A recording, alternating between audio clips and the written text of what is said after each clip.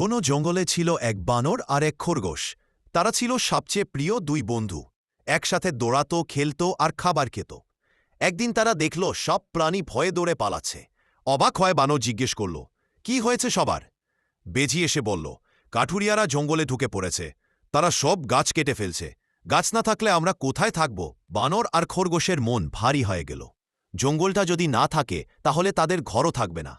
হঠাৎ খরগোশের মাথায় দারুণ বুদ্ধি এলো। সে বলল, চলো অজগর ভাইকে খবর দিই। সে কাঠুরিয়াদের ভয় দেখাতে পারবে। দুজনে দৌড়ে গেল অজগর সাপের কাছে। সব কথা শুনে অজগর রেগে উঠল।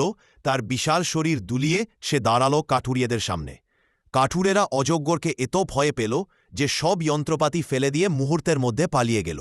সব প্রাণী বলল, বানর, খরগোশ আর অজগর না থাকলে আজ আমাদের ঘর ধ্বংস হয়ে যেত। জঙ্গল ফিরে পেল এক নতুন জীবন, হাসি আর শান্তিতে ভরা।